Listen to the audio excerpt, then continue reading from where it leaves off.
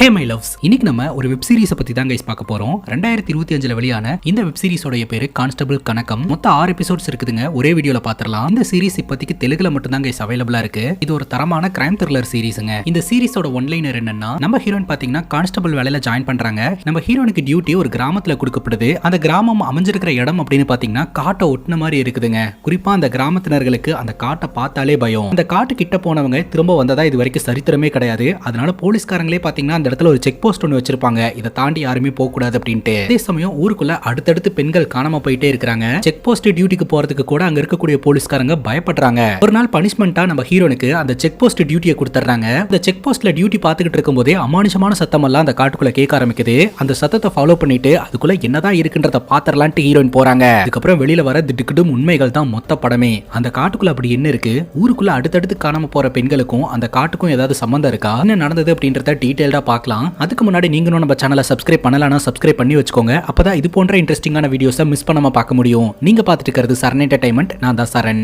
வாங்க வீடியோக்குள்ள போலாம். படத்தோட ஸ்டார்டிங் சீன்ல காட்டு பக்கமா அமைஞ்சிருக்கிற ஒரு அழகான கிராமத்தை காட்டுறாங்க. அந்த கிராமத்துக்குள்ள நுழையிறதுக்கு 2 வழி இருக்குங்க. ஒன்னு ரோடு வழியா போறது, இன்னொன்னு ஷார்ட்கட்ல காட்டு வழியா போறது. வேலை விஷயமா டவுனுக்கு போயிருந்த ஜோதின்ற பொண்ணு ராத்திரி நேரம் பஸ்ல வந்து இறங்குறா. ரெகுலரா ஜோதியை கூட்டிட்டு போறதுக்காக பஸ் ஸ்டாப்ல ஜோதியோட அண்ணா வெயிட் பண்ணிக்கிட்டு இருப்பாருங்க. ஆனா இன்னைக்குன்னு பார்த்து ஜோதியோட அண்ணா வரல. கண்டக்டரே கேக்குறாரு, என்னமா உங்க அண்ணனை காணோம் அப்படின்னு சொல்லிட்டு. அதானா எனக்கும் தெரியல, ஒருவேளை பஸ் சீக்கிரமா வந்துருச்சு போல. சரி ஓகே, நான் இங்க வெயிட் பண்றேன், என்னோட அண்ணா வருவாரு அப்படின்னு சொல்ல, ரொம்ப இருட்டா இருக்கேமா, எப்படி தன்னந்தனியா நின்னுக்கிட்டு இருப்ப, சரி உங்க அண்ணா வர வரைக்கும் நாங்களும் நிக்கிறோம் அப்படின்னு சொல்லிட்டு பஸ்காரங்களும் அங்கேயே நிக்கிறாங்க.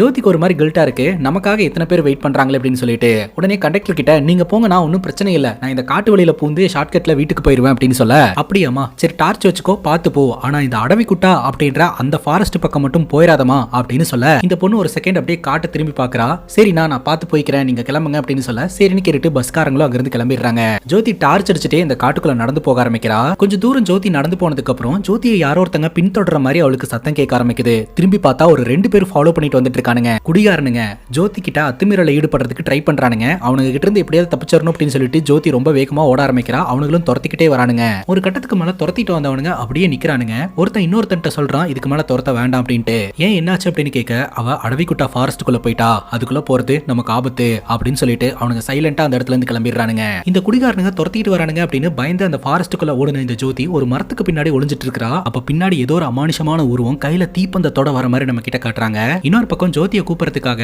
அவங்க அண்ணன் பஸ் ஸ்டாப்புக்கு வண்டியில வந்திருப்பாருங்க. வர வழியில வண்டி ரிப்பேர் ஆயிருந்திருக்கும். அதனால பாதி வழியிலேயே நின்று வண்டியை ரெடி பண்ணிக்கிட்டு இருந்திருப்பாரு.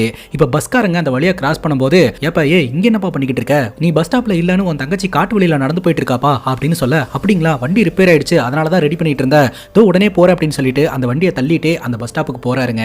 ஆனா காட்டுக்குள்ள போன ஜோதி ரிட்டர்ன் வெளியில வரவே இல்ல. அடுத்த நாள் காலையில இந்த கிராமத்தை காட்டுறாங்க. டீ கடையில 2 கான்ஸ்டபிள்ஸ் டிஸ்கஸ் பண்ணிட்டு இருக்காங்க. ஒரு கான்ஸ்டபிள் ஒரு மாதிரி டல்லாவே இருக்கிறாரு காலையில இருந்து. ஏன் என்னாச்சு, ஒரு மாதிரி டல்லா இருக்கு அப்படின்னு கேட்க, அந்த கான்ஸ்டபிள் சொல்றாரு, எனக்கு அடவுக்குட்டா அப்படின்ற அந்த ஃபாரஸ்டோட செக் போஸ்ட்ல நைட் டியூட்டி போட்டிருக்காங்க அப்படின்னு சொல்ல, ஓ அதனாலதான் இப்படி ஃபீல் பண்றியா அப்படின்னு கேட்க, அந்த கான்ஸ்டபிள் சொல்றாரு, நம்ம ஸ்டேஷனுக்கு புதுசா ஒரு பொண்ணு வேலைக்கு வரதா சொல்லிட்டு இருந்தாங்க, பேசாம அந்த பொண்ணுக்கு அந்த வேலையை வாங்கி கொடுத்துட்டு எனக்கு ஸ்டேஷன்லயே ஏதாவது ஒரு வேலை வர மாதிரி பண்ணி கூடா அப்படின்னு கேட்க, ஏண்டா அது ஒரு பொண்ணுடா, அந்த பொண்ணை போய் நைட் டியூட்டி காட்டுக்குள்ள வேலை பார்க்க சொல்லிக்கிட்டு இருக்க அப்படிங்கும் போது, போலீஸ்னு வந்துட்டா ஆண் என்ன பொண்ணு என்ன எல்லாரும் சமந்தான் அப்படின்னு அந்த கான்ஸ்டபிள் சொல்றாருங்க. இப்ப அந்த டீ கடைக்காரர் கிட்ட, நீ இந்த ஊர் தானாப்பா அப்படின்னு கேட்க, இதே ஊர்ல தான் பிறந்தேன் வளர்ந்தேன் அப்படின்னு சொல்றாரு. இங்க இந்த திருட்டு கேஸ் ஏதாவது வருமா அப்படின்ற மாதிரி கேட்க, இந்த கிராமத்துல திருடுறதுக்கு என்னங்க இருக்குது, பழைய ஸ்கூலும் பால் அடைஞ்ச கோயிலும் தான் இருக்கு. இந்த ஊர் கோயில்ல நீண்ட நாட்களா திருவிழா நடக்காதனாலதான் இந்த கிராமத்துக்கு ஒரு சாபம் இருக்கிறதா இந்த கிராமத்தினர்கள் நினைக்கிறாங்க.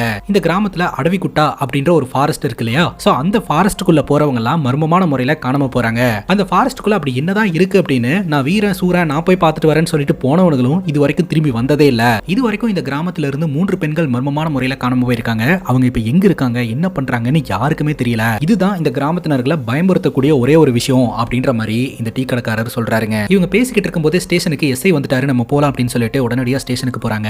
இப்போ ஜோதியோட அண்ணா இருக்கிறார் இல்லையா, ஸ்டேஷனுக்கு வந்துட்டு தன்னோட தங்கச்சியை கண்டுபிடிச்சு கொடுங்க சார் அப்படின்னு சொல்லிட்டு பயங்கரமா கெஞ்சுறாருங்க. போலீஸ்காரங்க என்ன சொல்றாங்கன்னா, நாங்க என்ன சும்மாவா இருந்துகிட்டு இருக்கிறோம், சாப்பிடாம தூங்காம உன் தங்கச்சியை தேடிட்டு தான்ப்பா இருக்கிறோம், கூடி சீக்கிரம் கண்டுபிடிச்சிருவோம் அப்படின்ற மாதிரி பதில் சொல்றாங்க. உண்மையை சொல்லணும்னா அவங்க இஷ்டத்துக்கு தான் கைஸ் வேலை பார்த்துக்கிட்டு இருக்காங்க.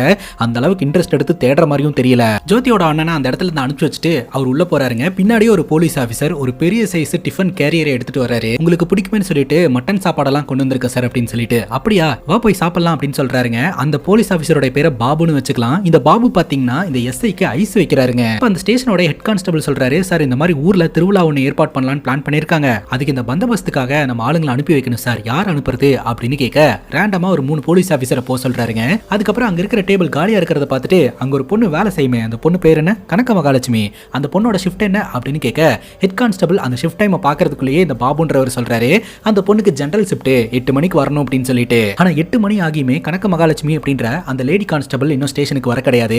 பாபுன்றவருக்கு பாத்தீங்கன்னா அந்த லேடி கான்ஸ்டபிள் சுத்தமா ஆகிறது இல்லங்க. வேணுனே கனக மகாலட்சுமியை பத்தி ஏதாவது ஒண்ணு எஸ்ஐ கிட்ட சொல்லி ஏத்தி விட்டுக்கிட்டே இருப்பாருங்க. அதற்கு காரணம் இருக்கு. அதற்கான காரணம் என்ன அப்படின்றத நம்ம பின்னாடி பார்க்கலாம். அங்க கட் பண்ணா நம்ம ஹீரோனை கட்டுறாங்க. நம்ம ஹீரோனோட பேர் தான் கைஸ் கனக மகாலட்சுமி. அந்த லேடி கான்ஸ்டபிள் வேற யாரும் கிடையாது, நம்ம ஹீரோயின் தான். இப்போ நம்ம ஹீரோயின் என்ன பண்ணிக்கிட்டு இருப்பாங்கன்னா, வீட்ல அவங்க ட்ரெஸ் வச்சிருக்கக்கூடிய ரூமுக்கு வெளியில ஒரு பள்ளி ஒண்ணு இருக்குங்க. அந்த பள்ளியை பார்த்து பயந்துட்டு உள்ள போகாம வெளியிலேயே உட்காந்துக்கிட்டு இருப்பாங்க. அந்த இடத்துக்கு சந்திரிகா அப்படின்னு நம்ம ஹீரோனோட பெஸ்ட் ஃப்ரெண்ட் வருவாங்க. ஆன்டி கிட்ட அவ எங்க அப்படின்னு சொல்லி கேட்க அவ உள்ளதான் இருக்கா அப்படின்னு சொல்ல உள்ள இருந்து ஒரே சத்தங்க. என்னடான்னு சொல்லிட்டு அடிச்சு புடிச்சு சந்திரிகாவும் ஆன்டியும் உள்ள போய் பார்த்தா இந்த பள்ளிக்கு பயந்துட்டு ஹீரோயின் சத்தம் போட்டுக்கிட்டு இருப்பாங்க. அதுக்கப்புறம் சந்திரிகா தான் அந்த பள்ளியை விரட்டி விடுவாங்க. அதுக்கப்புறம் அவசரமா நம்ம ஹீரோயின் போயிட்டு டியூட்டிக்கு ரெடியாக ஆரம்பிப்பாங்க. போலீஸ் வேலையில இருந்துட்டு பள்ளியை பார்த்து பயந்துகிட்டு இருக்கா அப்படின்ட்டு இவங்க கலாய்ச்சிட்டு இருப்பாங்க.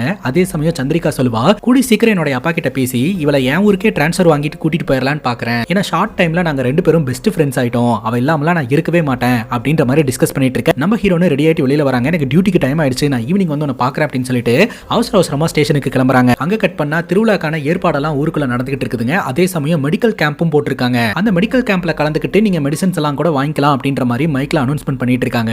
இப்பதான் கைஸ் நம்ம ஹீரோயின் ஸ்டேஷனுக்கே போய் சேர்றாங்க. இப்போ நம்ம ஹீரோயின் ரெஜிஸ்டர்ல சைன் போட்டுட்டு இருக்கும்போதே ஹெட் கான்ஸ்டபிள் பாத்தீங்கன்னா ஹீரோயின் கிட்ட ஏமா இவ்வளவு லேட்டா வந்த, சார் வேற உள்ள இருக்கிறாரு அப்படின்ற மாதிரி சொல்லிக்கிட்டு இருக்காரு. கரெக்டா எஸ்ஐ வெளியில வராருங்க.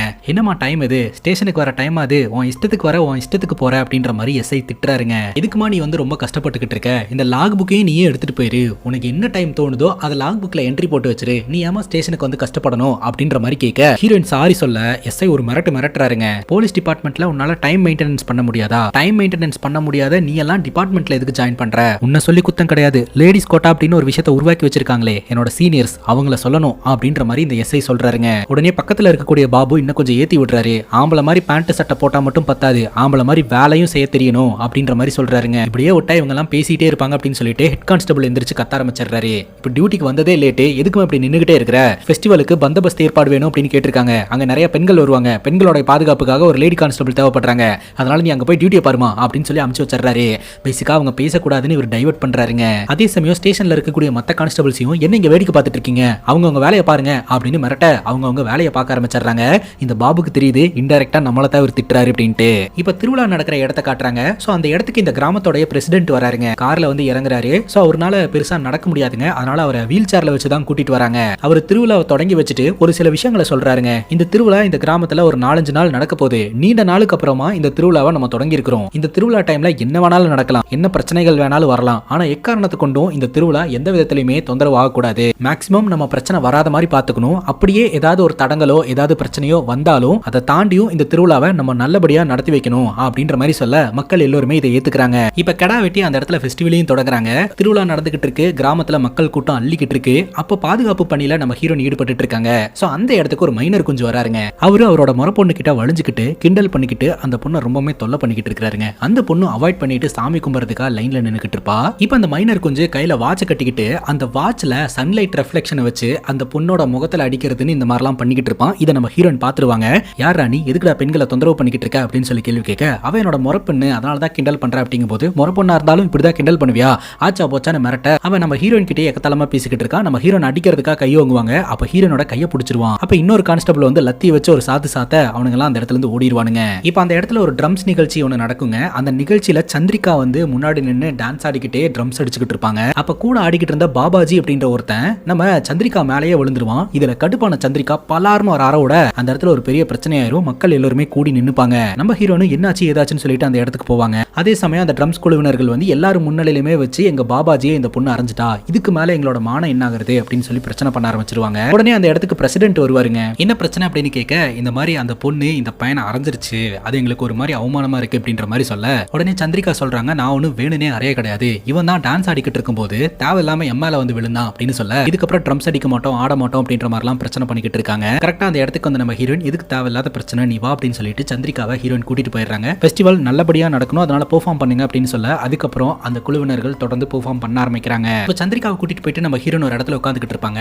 அந்த இடத்துக்கு சந்திரிகாவோட அம்மா வருவாங்க. ஏன் 2 பேரும் இங்க உட்கார்ந்துட்டு இருக்கீங்க அப்படின்னு கேட்க, நம்ம ஹீரோயின் கிட்ட நீ எதுவும் சொல்ல வேண்டாம் அப்படின்னு சந்திரிகா சொல்லிடுவாங்க. இல்ல சும்மா தான் உட்காந்துட்டு இருக்கோம் அப்படின்னு சொல்ல, இங்க உட்காந்துட்டு இருந்தா எப்படி தரிசனம் பாக்குறது, வாங்க போய் தரிசனம் பார்க்கலாம் அப்படின்ற மாதிரி சொல்ல, சரின்னு கேட்டுட்டு இவங்க 2 பேரும் பிரேயர் பண்றதுக்காக போவாங்க. அப்ப அங்க இருக்கிற சாமியார் கிட்ட இவங்க ராசி நட்சத்திரம் இது எல்லாத்தையுமே சொல்லி பூஜை எல்லாம் பண்ணிட்டு அங்க இருந்து கிளம்புவாங்க. இப்ப பாபு அப்படின்ற அந்த போலீஸ் ஆபீசர் இருக்கிறார் இல்லையா, அங்க இருக்கக்கூடிய மைக்ல ஒரு அனௌன்ஸ்மெண்ட் கொடுக்குறாருங்க. திருவிழா முடிகிற வரைக்கும் யாருமே அனாவசியமான செயல்கள் எல்லாம் ஈடுபடக்கூடாது, குறிப்பா இந்த அடவுகுட்டா அப்படின்ற ஃபாரஸ்ட் பக்கம் போகவே கூடாது, இது எஸ்ஐ சாரோட ஆர்டர், அதை மீறி போனா அவங்களுக்கு தக்க தண்டனை வழங்கப்படும் அப்படின்ற மாதிரி சொல்ல மக்களும் சரின்னு கேட்டுக்கிறாங்க. இப்ப நம்ம ஹீரோனும் சந்திரிகாவும் ஒரு இடத்துல போய் உட்காந்து பேசிட்டு இருப்பாங்க. அப்ப நம்ம ஹீரோன் பாத்தீங்கன்னா ஒரு ஸ்வீட் மாதிரி ஒரு ஃபுட் ஐட்டத்தை கிஃப்டா பிரசன்ட் பண்ணுவாங்க. சந்திரிகா சொல்லுவாங்க, நாளைக்கு தான் எனக்கு பர்த்டே, இன்னைக்கு நீ கிஃப்ட் கொடுக்குற அப்படிங்கும் போது, ஆக்சுவலா அந்த பாபு அப்படின்றவரு பெண்கள் என்னைக்குமே முன்னேறக்கூடாதுன்னு பேசிட்டு இருக்கிறவரு, ஆனா இன்னைக்கு நீ வந்து ஸ்ட்ராங்கா எதிர்த்து நின்னல, அதனால என்ன பொறுத்த வரைக்கும் உனக்கு இன்னைக்கு தான் பர்த்டே, உனக்காக இன்னொரு ஐட்டமும் கொண்டு வந்திருக்கேன் அப்படின்னு சொல்லிட்டு ஃப்ரெஷ்ஷா கல்லு வாங்கிட்டு வந்திருப்பாங்க. வாழ்க்கையில ஒரு முறையாவது குடிச்சு பார்க்கணும்னு ஆசைப்பட்டல, அதான் கொண்டு வந்திருக்கேன் அப்படின்னு சொல்ல, நீயும் குடி அப்படின்ற மாதிரி சொல்ல, இல்ல நான் யூனிஃபார்ம்ல இருக்கேன் அதனால நான் குடிக்க மாட்டேன் அப்படின்னு ஹீரோயின் சொல்றாங்க. பா நீ டியூட்டில இருந்தா தான் குடிக்க கூடாது, உன்னோட டியூட்டி தான் முடிஞ்சதுல, அதனால நீ தாராளமா குடிக்கலாம் அப்படிங்கும் போது, இருந்தாலும் நான் யூனிஃபார்ம்ல இருக்கேன் வேண்டாம் அப்படின்ற மாதிரி சொல்றாங்க. அதெல்லாம் ஒண்ணும் கிடையாது நீ குடி அப்படின்னு சந்திரிகா சொல்ல, இவங்க 2 பேருமே பாத்தீங்கன்னா அந்த கல்ல குடிக்கிறாங்க. அதுக்கப்புறம் இரவாயிருதுங்க. சந்திரிகாவை டிராப் பண்றதுக்காக டிவிஎஸ் 50 எடுத்துட்டு ஹீரோயின் அப்படியே பைக்ல போயிட்டு இருக்காங்க. இன்னும் கொஞ்ச நேரம் நீ என் கூட இருந்திருக்கலாம்ல அப்படின்ற மாதிரி ஹீரோயின் சொல்லிட்டே வண்டி ஓட்டிட்டு போயிட்டு இருக்காங்க. திடீர்னு வண்டியில லைட் ஆஃப் ஆயிருதுங்க. லைட் ஆஃப் ஆனா என்ன, கான்ஸ்டபிள் கணக்கம் இருக்கிற வரைக்கும் உன்னை யாராலையும் டச் பண்ண முடியாது அப்படின்னு வீரவசனம் எல்லாம் பேசிட்டு போக, பட்டுன்னு லைட் ஆன் ஆகுது. அந்த வழியா ஒரு அனிமல் ஒன்னு குறுக்க போகுதுங்க. அதை பார்த்து பயந்து சடனா பிரேக் அடிச்சிருவாங்க. ஸ்கிட் அடிச்சுட்டு 2 பேருமே காட்டுக்குள்ள போய் விழுகுறாங்க. இவங்க விழுந்தது எந்த இடம் அப்படின்னு பாத்தீங்கன்னா அந்த அடவிகுட்டா அப்படின்ற அந்த ஃபாரஸ்ட் பக்கம் தான். இவங்க 2 பேருமே லைட்டா போதையில இருக்கிறதுனால அடிபட்ட உடனே மயங்கிட்டாங்க. அப்போ படத்தோட ஸ்டார்டிங் சீன்ல பார்த்தோம் இல்லையா, ஒரு அமானுஷமான உருவம் தீப்பந்தத்தோட வந்த மாதிரி, அதே மாதிரியான உருவம் இவங்களை நோக்கி வர மாதிரி நம்ம கிட்ட காட்டுறாங்க.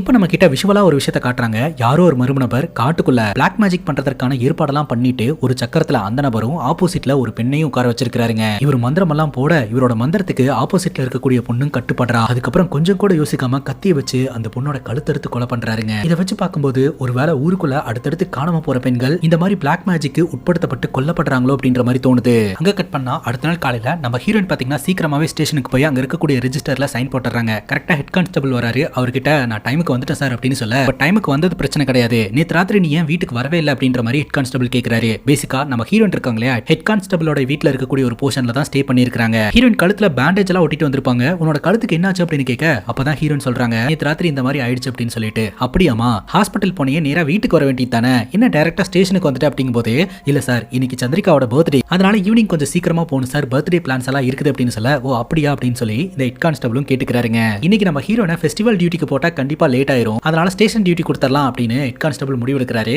அப்போ ஸ்டேஷன்ல இருக்கக்கூடிய யாரோ ஒருத்தர் ஃபெஸ்டிவல் டியூட்டிக்கு போகணும் இல்லையா, யாரை போடலாம்னு யோசனை பண்ணிக்கிட்டு இருக்கும்போதே இந்த பாபு வராருங்க. இந்த பாபுக்கு தான் ஹீரோனை கண்டாலே ஆகாது, அதனால தயங்கி இந்த மாதிரி ஃபெஸ்டிவல் டியூட்டிக்கு நீ இன்னைக்கு போறியாப்பா அப்படின்ற மாதிரி கேட்க, இந்த பாபுன்றவரு அதுல என்ன சார் இருக்கு, நான் போறேன் அப்படின்னு சொல்றாரு. அப்ப ஸ்டேஷன்ல யாரு இருப்பா அப்படின்னு கேட்க, நம்ம ஹீரோனோட பேரை சொன்ன உடனே அவர் டென்ஷன் ஆகுறாருங்க. ஸ்டேஷன்ல ஜாயின் பண்ணி இது வரைக்கும் ஒரு கேஸ் கூட ஃபைல் பண்ணவே இல்ல, இந்த ஸ்டேஷன்ல இவங்க யூஸ்லெஸ்ஸா இருந்துட்டு இருக்காங்க, ஆனா சேலரி மட்டும் கரெக்டா வாங்கிக்கிறாங்க அப்படின்னு பேச, உடனே ஹெட் கான்ஸ்டபிள் சொல்றாரு, இப்ப டியூட்டி மாத்துவியா மாத்த மாட்டியாப்பா அப்படின்னு கேட்க, பாபு சொல்றாரு, நான் எதுக்கு சார் மாத்தணும், என்னோட வீட்டுல என்னோட மனைவி எனக்காக காத்துக்கிட்டு இருக்காங்க, ஈவினிங் நான் அவங்களை வெளியில கூட்டிட்டு போறேன்னு சொல்லியிருக்கேன், அதனால நான் மாத்திக்க மாட்டேன் அப்படின்றாருங்க. அது மட்டும் இல்லாம நீங்க தேவையில்லாம இதுல இன்டர்ஃபியர் ஆகாதீங்க சார் அப்படின்னு சொல்ல, நம்ம ஹீரோயின் ஹெட் கான்ஸ்டபிளோட மரியாதையை காப்பாற்றணும் அப்படின்றதுக்காக நான் வந்து ஃபெஸ்டிவல் டியூட்டிக்கே போயிடுறேன் சார் அப்படின்னு சொல்லிட்டு அந்த இடத்துல இருந்து கிளம்புறாங்க. ஹீரோயின் அந்த ஸ்டேஷனை விட்டு வெளியில போகும்போது அந்த ஸ்டேஷனுக்குள்ள சந்திரிகாவோட அம்மா நுழையிறாங்க. இவங்க எதுக்காக ஸ்டேஷனுக்கு வந்திருக்காங்க அப்படின்னு ஹீரோயின் பாக்குறாங்க. அப்பதான் தெரிய வருது அவங்க கம்ப்ளைண்ட் கொடுக்கறதுக்காக வந்திருக்காங்கன்ட்டு. நேத்து ராத்திரியில இருந்து சந்திரிகா வீட்டுக்கு வரவே இல்ல, எங்க போனா என்ன ஆனானே தெரியல அப்படின்னு சொல்லி கம்ப்ளைண்ட் கொடுக்குறாங்க. ஹீரோனுக்கு தூக்கி வாரி போட்டுருதுங்க. நேத்து ராத்திரி என்ன நடந்தது அப்படின்றத ஹீரோயின் நினைச்சு பாக்குறாங்க. பேசிக்கா இவங்க 2 பேருமே அடவிக்குட்டா அப்படின்ற அந்த ஃபாரஸ்ட் பக்கம் கீழே விழுந்துருவாங்க இல்லையா, அதுக்கப்புறம் சுயநனவு வந்து இவங்க 2 பேருமே எழுந்திருச்சு ஹாஸ்பிட்டலுக்கு வந்திருக்காங்க. அங்க இருக்கக்கூடிய ஒரு டாக்டர் கிட்ட ட்ரீட்மெண்ட்டும் பார்த்திருப்பாங்க. அப்ப நம்ம ஹீரோனுக்கு தான் கொஞ்சம் அடி பலமா விழுந்திருக்கும். அப்ப நம்ம ஹீரோனுக்கு டாக்டர் இன்ஜெக்ஷன் போடணும் அப்படின்னு சொல்லுவாரு. ஆனா ஹீரோயின் இன்ஜெக்ஷன் வேண்டாம் அப்படின்ற மாதிரி சொல்லுவாங்க. அப்ப டாக்டருக்கும் சந்திரிகாக்கும் ஹீரோனுக்கும் நடுவுல ஆர்குமெண்ட் நடக்கும். அந்த ஆர்குமெண்ட்ல டாக்டரோட டேபிள் மேல இருந்த ஃபைலை தட்டி விட்டுருவாங்க. அந்த ஃபைல்ஸ்ல இருக்கக்கூடிய பேப்பர்ஸ் போட்டோஸ் எல்லாமே கீழே விழுந்துரும். அது எல்லாத்தையுமே நம்ம ஹீரோயின் அரேஞ்ச் பண்ணி சாரி சொல்லி எடுத்து வைப்பாங்க. இன்ஜெக்ஷன் வேண்டான்னு சொல்லுப்பா அப்படின்ற மாதிரி ஹீரோயின் கேட்பாங்க. டாக்டர் சொல்லுவாரு இன்ஜெக்ஷன் போட்டாச்சு அப்படின்னு சொல்லிட்டு. எப்ப போட்டீங்க அப்படின்ற மாதிரி ஹீரோயின் கேட்பாங்க. இவங்க ஆர்கியூ பண்ணிட்டு இருக்கும் போதே அவங்களுக்கே தெரியாம அப்படியே குட்டியா இன்ஜெக்ஷன் போட்டுட்டு இருந்திருப்பாருங்க. அதுக்கப்புறம் ட்ரிப்ஸ் போடணும், ரெஸ்ட் எடுக்கணும் அப்படின்ற மாதிரி சொல்லி நம்ம ஹீரோயினை அந்த ஹாஸ்பிட்டல்லே ரெஸ்ட் எடுக்க வச்சிருந்திருப்பாங்க. அதுக்கப்புறம் நம்ம ஹீரோயின் அந்த ஹாஸ்பிட்டலே தூங்கிட்டாங்க போல. அடுத்த நாள் பாத்தீங்கன்னா இவங்க டைரக்டா டியூட்டிக்கு வந்துட்டாங்க. சந்திரிகா எங்க போனா என்ன ஆனானே தெரியல. இப்ப பிரசன்ட்ல எஸ்ஐ நம்ம ஹீரோனை புடிச்சு திட்டுறாரு. அந்த ஃபெஸ்டிவல்ல வச்சு எல்லாருக்கும் சொன்னோம்ல, 6 மணிக்கு மேல யாரும் யாரும் பெருசா வெளியில சுத்தக்கூடாது, குறிப்பா 8 மணிக்கு எல்லாருமே வீட்டுக்கு போயிடணும்னு. அப்படி இருந்துமே நீங்க 2 பேரும் வெளியில போயிருக்கீங்க, உன்னோட உயர் அதிகாரியா மதிக்கணும்ன்ற எண்ணமே உனக்கு இல்லையா அப்படின்ற மாதிரி திட்டுறாருங்க. சந்திரிகா காணாம போன வழக்குல நம்ம ஹீரோனை எஸ்ஐ பாத்தீங்கன்னா பிரைம் சஸ்பெக்டா வைக்கிறாருங்க. உனக்கும் சந்திரிகாக்கும் எப்படி பழக்கம், நீங்க 2 பேரும் எப்படி ஃப்ரெண்ட்ஸ் ஆனீங்க அப்படின்ற கதையை கேக்குறாருங்க. இப்போ அந்த கதையை நம்ம ஹீரோன் சொல்ல ஆரம்பிக்கிறாங்க. நம்ம ஹீரோன் இந்த கிராமத்தை சார்ந்தவங்க கிடையாது, வெளியூர்ல தான் இருந்திருக்காங்க. அப்பதான் நம்ம ஹீரோனுக்கு இந்த ஊர்ல போஸ்டிங் கிடைச்சிருக்குது. நம்ம ஹீரோன் லக்கேஜ் எல்லாம் தூக்கிட்டு இந்த கிராமத்துக்கு வந்திருப்பாங்க. அப்ப இந்த கிராமத்துக்குள்ள போறதுக்கு 2 பாதை இருக்குங்க. அந்த 2 பாதையில எந்த பாதை கிராமத்துக்கு போகும்னு தெரியாம அங்கேயே நின்னு யோசனை பண்ணிக்கிட்டு இருப்பாங்க. அந்த இடத்துல ஆள் நடமாட்டமும் இருக்காது. அந்த நேரம் பார்த்து ஒரு அம்பாசிடர் கார் ஒன்று வரும். அந்த கார்ல சந்திரிகா தன்னோட அம்மாவோட வருவாங்க. அப்பதான் சந்திரிகா முறையா ஹீரோனை பாக்குறா. நீங்க எங்க போகணும், ஏன் இங்க நின்னுட்டு இருக்கீங்க அப்படின்னு கேட்க ஹீரோன் அந்த கிராமத்தோட பேரு சொல்றாங்க. நானும் அங்கதான் போறேன், வாங்க உங்களை டிராப் பண்ணிடுறேன் அப்படிங்கும் போது இல்ல பரவாயில்ல அப்படின்னு ஹீரோன் சொல்றாங்க. அட வாங்க அப்படின்னு சொல்லி ஹீரோனை கார்ல உட்கார வச்சு இவங்க பயணம் பண்ண ஆரம்பிச்சிருந்திருக்காங்க. அப்பதான் ஒருத்தர் இன்ட்ரோடியூஸே ஆக ஆரம்பிச்சிருந்திருக்காங்க. அப்ப சந்திரிகா படிக்கிற புக்ஸ் எல்லாமே பாத்தீங்கன்னா நம்ம ஹீரோனும் படிச்சிருந்திருப்பாங்க. சோ அதனால இவங்க 2 பேருக்குள்ள அந்த புக் வைப் அப்படின்றது செட் ஆகுது. என்கிட்ட நிறைய புக்ஸ் இருக்குது, அதை நான் கண்டிப்பா உங்களுக்கு தரேன் அப்படின்ற மாதிரி சொல்ல அப்படிதான் இவங்க 2 பேருக்குள்ள ஃப்ரெண்ட்ஷிப் உருவாயிருக்கும். ஒரு நாள் பாத்தீங்கன்னா சந்திரிகா போஸ்ட் ஆபீஸ்க்கு மணி ஆர்டர் அனுப்புறதுக்காக வருவாங்க. அப்ப நம்ம ஹீரோனும் போயிட்டு ஹெல்ப் பண்ணுவாங்க. அப்ப சந்திரிகா கையில ஒரு மருந்து இருக்கும். அது என்ன மருந்து அப்படின்னு கேட்க என்னோட அம்மாக்கு லெக் பெயின், அதுக்காக வாங்கின மருந்து தான் இது அப்படின்னு சொல்லிட்டு அந்த போஸ்ட்லயே அந்த மருந்தையும் அனுப்பி வைக்கிற மாதிரி நம்ம கிட்ட காட்டுவாங்க. அதுக்கப்புறம் இவங்க 2 பேரும் நிறைய டைம் ஸ்பெண்ட் பண்ண ஆரம்பிக்கிறாங்க, பழக ஆரம்பிக்கிறாங்க, ரொம்பவே க்ளோஸ் ஆயிட்டாங்க. அங்க கட் பண்ணா பிரசன்ட் சிச்சுவேஷன். நேத்து ராத்திரி நம்ம ஹீரோனும் சந்திரிகாவும் ட்ரீட்மெண்ட் பார்க்கறதுக்காக ஒரு ஹாஸ்பிட்டலுக்கு போனாங்க இல்லையா, அங்க வேலை பார்த்த ஒரு நர்ஸ் சந்திரிகா பத்தின இன்ஃபர்மேஷனை ஷேர் பண்றதுக்காக வந்திருக்காங்க.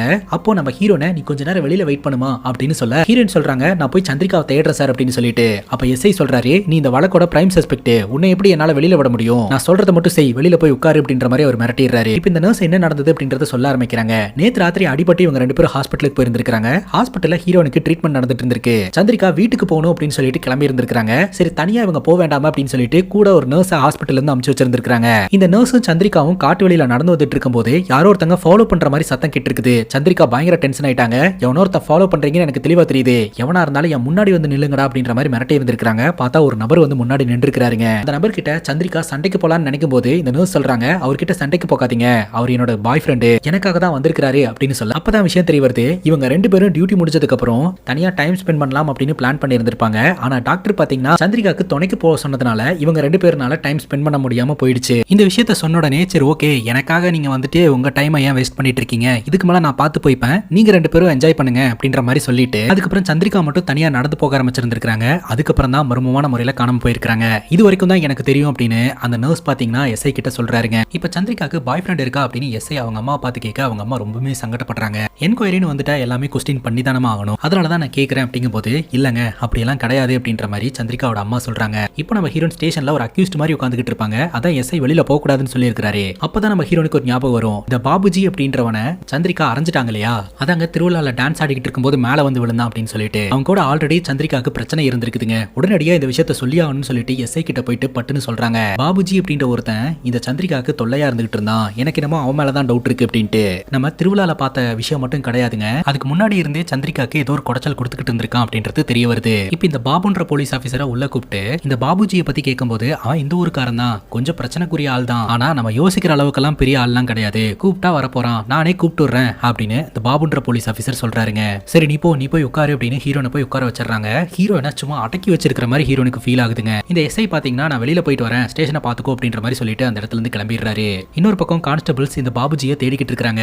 இப்போ இந்த எஸ்ஐக்கு ஒரு தகவல் தெரிய வருதுங்க, ஆத்து பக்கத்துல ஒரு டெட் பாடி கிடக்குது அப்படின்னு சொல்லிட்டு உடனடியா அந்த இடத்துக்கு இந்த எஸ்ஐ போறாரு. ஆனா ஃபைல்ஸ் எல்லாமே வந்து ஸ்டேஷன்ல இருக்கிறதுனால ஒரு ஆளை ஃபைல்ஸ் எடுத்துட்டு வர சொல்லு அப்படின்ற மாதிரி ஹெட் கான்ஸ்டபிள்கிட்ட சொல்ல அந்த ஸ்டேஷன்ல இந்த ஹெட் கான்ஸ்டபிளும் ஹீரோனும் மட்டும் தான் இருப்பாங்க. இப்போ ஹெட் கான்ஸ்டபிள் ஃபைலை கொடுக்கறதுக்காக போயிட்டா இந்த ஸ்டேஷன்ல யாருமே இருக்க மாட்டாங்க இல்லையா, அதனால ஹெட் கான்ஸ்டபிள் என்ன பண்றாருன்னா நம்ம ஹீரோயின் கையிலேயே ஃபைலை கொடுத்து நீ போய் என்னன்னு பாத்துட்டு வாமா அப்படின்ற மாதிரி சொல்ல சரின்னு கேட்டு நம்ம ஹீரோயின் ஃபைலை எடுத்துட்டு எஸ்ஐ பாக்குறதுக்காக போறாங்க. இப்போ எஸ்ஐ இருக்கிற இடத்துக்கு நம்ம ஹீரோயின் போயிட்டாங்க. அந்த ஃபைலை எடுத்துட்டு போய் கொடுக்க உன்னை யார் இங்க வர சொன்னா, நீ ஏன் அந்த வழக்குல ஒரு பிரைம் சஸ்பெக்ட் அப்படின்னு சொல்ல இல்ல சார் ஸ்டேஷன்ல யாருமே இல்ல அதனாலதான் நான் எடுத்துட்டு வந்தேன் அப்படின்ற மாதிரி சொல்ல சரி ஓகே எழுதிக்கோ அப்படின்ற மாதிரி சொல்ல நம்ம ஹீரோயின் பாத்தீங்கன்னா அந்த பேப்பரை எடுத்து இறந்து போனவங்களோட பேர் அப்படின்னு சொல்லிட்டு கை நடுங்கிட்டே கேக்குறாங்க.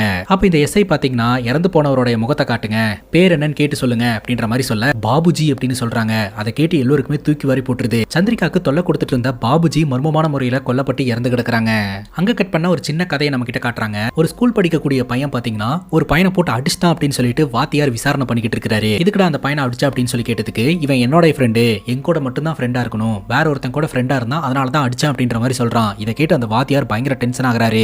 அந்த வாத்தியார் வேற யாரும் கிடையாதுங்க, கிடையாதுங்க, அந்த பையனுடைய அப்பா தான். இந்த பையனை வீட்டுல வச்சு பெல்ட்டால அடி அடி நடிக்கிறாருங்க. இப்படிதான் பிஹேவ் பண்ணுவியா அப்படின்னு சொல்லிட்டு. அந்த பையனுடைய பாயிண்ட் ஆஃப் வியூல அவன் கிட்ட ஒன்னு இருந்தது அப்படின்னா அது அவன் கிட்ட மட்டுமே தான் இருக்கணும், வேற யாருக்கிட்டையும் இருக்க கூடாது. வேற யாராவது கிட்ட இருந்ததுன்னா அதை இவனால ஏத்துக்க முடியாதுங்க. அப்பா அடி அடின்னு அடிச்சதுனால இவன் சாப்பிட மாட்டான் அப்படின்னு சொல்லிட்டு அழுதுட்டே உட்காந்துக்கிட்டு இருப்பான். அப்போ இந்த பையனுடைய அம்மா பாத்தீங்கன்னா ஒரு நாய்க்குட்டியை வாங்கிட்டு வந்து கிஃப்டா கொடுக்குறாங்க. இந்த நாய்க்குட்டியை பார்த்து தான் அவன் ரொம்ப சந்தோஷமாயிடுறான். இந்த நாய்க்குட்டி கூட டைம் ஸ்பெண்ட் பண்ணி விளையாடலாம்னு முடிவெடுக்கிறான். அந்த நாய்க்குட்டி வீட்டுக்கு வந்ததுக்கு அப்புறம் அம்மா பேச்செல்லாம் கேட்க ஆரம்பிக்கிறான். நிறைய நேரம் அந்த நாய்க்குட்டி கூட தான் விளையாடிக்கிட்டு இருப்பான். எப்போதுமே அந்த நாய்க்குட்டி இந்த பையனை தாங்க சுத்தி சுத்தி வந்துகிட்டு இருக்கும். ஒரு நாள் பாத்தீங்கன்னா இந்த பையனுடைய அப்பா கால் கிட்ட போய் விளையாடிக்கிட்டு இருக்கும். அதை பார்த்ததையும் இவன் பயங்கர டென்ஷன் ஆயிடுறான். அந்த நாய்க்குட்டியை தூக்கிட்டு வந்துட்டு, நீ என்னோடது, என் கூட மட்டும் தானே விளையாடணும், நீ எப்படி என்னோட அப்பா காலில் போய் விளையாடலாம், இனிமேல் எனக்கு நீ தேவையே இல்லை அப்படின்னு சொல்லி அங்க இருக்கக்கூடிய நெருப்புல தூக்கி வீசிடுறாங்க. இதை பார்த்து மிரண்டு போன அந்த பையனுடைய அப்பா என்னடா பண்ணி வச்சிருக்கேன்னு சொல்லிட்டு அந்த நாய்க்குட்டியை காப்பாத்துறதுக்கு முயற்சி பண்றாரு. ஆனா அந்த நாய்க்குட்டி தீக்கு இரையாயிருது. இதுல கடுப்பான அந்த பையனுடைய அப்பா அந்த பையனை தூக்கிட்டு போய் ரூம்ல வச்சு பெல்ட்டால அடி அடி நடிக்கிறாருங்க. அதுக்கப்புறம் ரூம் டோரை லாக் பண்ணிட்டு அந்த பையனுடைய அம்மா கிட்ட இவனுக்கு சாப்பாடு கூட கொடுக்காத அப்படின்ற மாதிரி சொல்லிட்டு போயிருவாரு.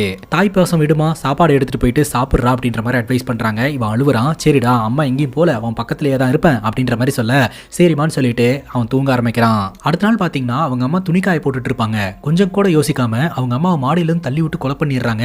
எதுக்காக அவன் அவங்க அம்மாவை கொலை பண்ணா அப்படின்றத நம்ம கிட்ட காட்டுறாங்க. அவங்க அம்மா அவன் கூடயே இருக்கிறேன் அப்படின்ற மாதிரி சொல்லியிருந்தாங்க இல்லையா. நடுராத்திரியில அவங்க அப்பா கூப்பிட்டாரு அப்படின்னு சொல்லிட்டு எழுந்து போயிருவாங்க. இவன் தண்ணி குடிக்கலாம் அப்படின்னு சொல்லிட்டு எழுந்து வெளியில வருவான். அப்ப அவங்க அம்மாவும் அவங்க அப்பாவும் ஒன்னா இருக்கிற சத்தம் கேட்கும். இதுல கடுப்பானவன் என் கூட இருக்கிறேன்னு சொல்லிட்டு எப்படி அப்பா கிட்ட போலாம் அப்படின்னு சொல்லிட்டு அடுத்த நாள் கொலை பண்ணி வச்சிருக்காங்க. இந்த பையன் யாரு அப்படின்றது இப்போதைக்கு நமக்கு தெரியலங்க. அதே சமயம் காட்டுக்குள்ள ஒருத்தர் பிளாக் மேஜிக் பண்ணிட்டு இருந்த மாதிரி நம்ம பார்த்தோம் இல்லையா, அந்த நபரும் யாருன்னு இப்போதைக்கு நமக்கு தெரியல. இப்ப பிரசன்ட் சிச்சுவேஷன்ல போலீஸ் ஸ்டேஷனுக்கு ஒரு அரசியல்வாதி வராருங்க. அந்த அரசியல்வாதி தான் சந்திரிகாவுடைய அப்பாவாட்டு இருக்குங்க. அவர் டைரக்டா எஸ்ஐ போய் மிரட்டுறாரு. என்ன பண்ணுவீங்களோ ஏது பண்ணுவீங்களோன்னு எனக்கு தெரியாது, என் பொண்ணு வீட்டுக்கு வந்துடணும் அப்படின்னு சொல்லிட்டு. இந்த அரசியல்வாதி பார்த்து அந்த எஸ்ஐ மிரண்டு போயிடுறாரு. கூடி சீக்கிரம் நான் கண்டுபிடிச்சு கொடுத்துருவேன் அப்படின்ற மாதிரி அவர் சொல்றாருங்க. அவர் கூட ஒரு லேடியும் வராங்க. சோ இவங்க ரெண்டு பேரும் பாத்தீங்கன்னா அந்த இடத்துல இருந்து கிளம்பி போறாங்க. இது எல்லாத்தையுமே பாத்தீங்கன்னா நம்ம ஹீரோ அங்க உட்கார்ந்து கவனிச்சுக்கிட்டே தான் இருக்காங்க. இப்ப வந்து மிரட்டிட்டு போனார் இல்லையா, இவர் தான் சந்திரிகாவுடைய உண்மையான அப்பா அம்மா அப்படின்னா இங்க இருக்கக்கூடிய அம்மா யாரு என்ன ஏதுன்றது டீடைல்டா நம்ம கிட்ட சொல்ல கிடையாது. இப்ப எஸ்ஐ வந்து சொல்றாருங்க, உடனடியா காணாம போனவங்களை பத்தின போஸ்டர்ஸ் எல்லாம் ரெடி பண்ணுங்க அப்படின்ட்டு. அதே சமயம் ஹெட் கான்ஸ்டபிள் கிட்ட கமிஷனர் இது வரைக்கும் காணாம போனவங்களோட கேஸ் ஃபைல்ஸ் எல்லாம் கேட்டிருக்காங்க, அதெல்லாம் அனுப்பணும், அதற்கான ஏற்பாடெல்லாம் பண்ணுங்க அப்படின்ற மாதிரி சொல்றாரு. இந்த பாபுஜி அப்படின்றவனுடைய வழக்கை யாராவது கிட்ட கொடுக்கணும். ஹெட் கான்ஸ்டபிள் பாத்தீங்கன்னா இதை யார்கிட்ட சார் கொடுக்கலாம் அப்படின்ற மாதிரி கேட்க, யார்கிட்ட கொடுக்கலாம் அப்படின்னு எஸ்ஐ யோசனை பண்றாரு. சரி ஓகே, நம்ம ஹீரோயின் கிட்ட கொடுத்து ஹீரோனை இன்வெஸ்டிகேஷன் பண்ண வைக்கலாம் அப்படின்னு சொல்லிட்டு ஹீரோனை ரெக்கமெண்ட் பண்றதுக்காக வராருங்க. ஆனா பக்கத்துல நின்னுட்டு இருக்கக்கூடிய இந்த பாபு அப்படின்ற அந்த போலீஸ் ஆஃபீஸரை பார்த்துட்டு நீ என்கொயரி பண்ணுப்பா அப்படின்ற மாதிரி சொல்லிட்டு போயிடுறாரு. பேசிக்கா இந்த ஸ்டேஷன்ல நம்ம ஹீரோனை ஒழுங்கா மதிக்கவே மாட்டேன்றாங்க. ஹீரோன் ஒரு மாதிரி அப்செட் ஆகுறாங்க. ஆனா இந்த பாபு பாத்தீங்கன்னா எல்லாத்தையும் தெரிஞ்சுக்கிட்டு ஒரு மாதிரி தான் பாத்துக்கிட்டு இருக்காரு. நான் ஸ்டார்டிங்ல சொல்லியிருந்தேன் இல்லையா, இந்த பாபுன்ற போலீஸ் ஆஃபீஸருக்கு ஹீரோனை கண்டாலே ஆக மாட்டேங்குது. அதற்கான காரணம் என்ன அப்படின்றத இப்ப நம்ம கிட்ட சொல்றாங்க. எஸ்ஐக்கு மட்டன்லாம் ரொம்ப பிடிக்கும் அப்படின்னு சொல்லிட்டு இந்த பாபு பாத்தீங்கன்னா ஒரு கேரியர் நிறைய மட்டன்லாம் வாங்கிட்டு வந்து இந்த எஸ்ஐக்கு கொடுத்து ஐஸ் வைப்பாருங்க. எதுக்கு அப்படின்னா இந்த ஸ்டேஷன்ல ஒரு கான்ஸ்டபிள் வேலை வேக்கன்ட் இருக்கு. இந்த பாபுவோட மச்சான் ஒருத்தர் இருக்கானா, சோ அவனுக்கு அந்த வேலையை நீங்க கொடுக்கணும், நீங்க ரெக்கமெண்ட் பண்ணீங்கன்னா கண்டிப்பா அந்த வேலை கிடைச்சிடும் அப்படின்ற மாதிரி சொல்ல, அதான் நம்ம ஸ்டேஷனுக்கு லேடி கோட்டால ஒரு லேடி கான்ஸ்டபிள் வரதா சொல்லிருக்காங்களேப்பா, அப்படி இருக்கும்போது எப்படிப்பா மாத்த முடியும் அப்படின்ற மாதிரி சொல்ல, அந்த லேடி கான்ஸ்டபிள் தான் இன்னும் வரலையே, அதனால அவங்க வரவே இல்லை அப்படின்ற மாதிரி சொல்லிட்டு அந்த கோட்டால என்னோட மச்சானை வந்து அந்த வேலையில சேர்த்துக்கோங்க அப்படின்ற மாதிரி இவர் சொல்றாருங்க. சரி ஹெட் கான்ஸ்டபிள் கிட்ட சொல்லி அந்த பொண்ணு இன்னும் வரல அப்படின்னு ஒரு லெட்டர் எழுதிட்டு வாங்க, நான் சைன் போட்டு தரேன் அப்படின்ற மாதிரி இந்த எஸ்ஐ சொல்லியிருப்பாரு. சரின்னு சொல்லிட்டு இந்த ஹெட் கான்ஸ்டபிள் கிட்ட இந்த பாபு அந்த மாதிரி ஒரு லெட்டர் எழுத சொல்லியிருப்பாருங்க. ஆனா இந்த ஹெட் கான்ஸ்டபிளை பொறுத்த வரைக்கும் நம்ம ஸ்டேஷன்ல ஒரு லேடி ஆஃபீஸர் இருக்கணும், எல்லாருக்கும் ஈக்குவலான ரைட்ஸ் கிடைக்கணும் அப்படின்னு நினைக்கிறாரு. அதனால எனக்கு கொஞ்சம் வேலை இருக்கு, ஒரு 15 நிமிஷத்துல நான் எழுதி தரேன் அப்படின்ற மாதிரி சொல்லிடுறாரு. இங்க ஜாயின் பண்றதா சொன்னா அந்த பொண்ணு வரும்னு எதிர்பார்த்து காத்துக்கிட்டே இருப்பாருங்க. ரொம்ப நேரம் ஆயிரும், நம்ம ஹீரோயின் வரவே மாட்டாங்க. சரி வேற வழியே இல்ல, லெட்டர் எழுதி கொடுத்துடலாம் அப்படின்னு சொல்லிட்டு ஹெட் கான்ஸ்டபிள் லெட்டர் எழுத ஆரம்பிப்பாரு. அந்த நேரம் பார்த்து நம்ம ஹீரோயின் லெட்டர் தூக்கிட்டு வருவாங்க. வாமா வாமா உனக்காதாமா நான் காத்துக்கிட்டு இருந்தேன், இந்தாமா உடனடியா இந்த ரெஜிஸ்டர்ல ஒரு சைனை போடுமா அப்படின்ற மாதிரி சொல்ல, அவசர அவசரமா நம்ம ஹீரோயின் சைனையும் போடுறாங்க. கரெக்டா எஸ்ஐ வெளியில வராரு. லேடிஸ் கோட்டால ஒரு பொண்ணு ஜாயின் பண்றதா நம்ம கிட்ட இன்ஃபார்ம் பண்ணிருந்தாங்களே, அந்த பொண்ணு வந்தாச்சு அப்படின்ற மாதிரி சொல்ல, இந்த பாபுக்கு மூஞ்சியே இல்லங்க, இந்த பொண்ணோட வேலையை தான் தன்னோட மச்சானுக்கு வாங்கி தரதா இருந்தாரு, இந்த பொண்ணு வந்துட்டா அப்படின்னு சொல்லிட்டு பயங்கர காண்டா வராருங்க. எஸ்ஐயும் விடு பாத்துக்கலாம் அப்படின்ற மாதிரி சொல்லிட்டு அங்க இருந்து போயிருவாரு. இதனாலதான் பாத்தீங்கன்னா இந்த பாபுன்ற போலீஸ் ஆஃபீஸருக்கு ஹீரோனை பிடிக்கிறது இல்ல. இப்போ நம்ம ஹீரோயின் பாத்தீங்கன்னா இது வரைக்கும் காணாம போன பெண்களோட போஸ்டர்ஸ் எல்லாம் ஊருக்குள்ள ஒட்ட ஆரம்பிக்கிறாங்க. யாராவதுக்கு ஏதாவது தகவல் தெரிஞ்சுனா சொல்லுங்க அப்படின்னு சொல்லிட்டு. படத்தோட ஸ்டார்டிங் சீன்ல ஜோதி அப்படின்ற ஒரு பொண்ணு மர்மமான முறையில காணாம போனார் இல்லையா, அந்த பொண்ணோட அண்ணங்காரன் பாத்தீங்கன்னா இப்போ வரைக்குமே அந்த பொண்ணை காணோன்னு தேடிக்கிட்டே தாங்க இருக்கிறாரு. சாதாரண பொதுமக்களுக்கு பிரச்சனை அப்படின்னா உங்ககிட்ட வருவோம், இப்போ உங்களோட பெஸ்ட் ஃப்ரெண்டு தான் சந்திரிகா, அவங்களே காணாம போயிட்டாங்க, நீங்க எங்க போவீங்க அப்படின்ற ஒரு கேள்வியை அவர் முன்வைக்கிறாரு. ஹீரோயின் கிட்ட பதிலே இல்லைங்க. போஸ்டர்ஸை ஒழுங்கா ஒட்டுங்க அப்படின்னு சொல்லிட்டு அவர் அங்கிருந்து போயிடுறாரு. இப்போ நம்ம ஹீரோயின் தன்னோட ஃப்ரெண்டு சந்திரிகா கூட டைம் ஸ்பெண்ட் பண்ணதெல்லாம் நினைச்சு ரொம்பவே ஃபீல் பண்ணிட்டு இருக்காங்க.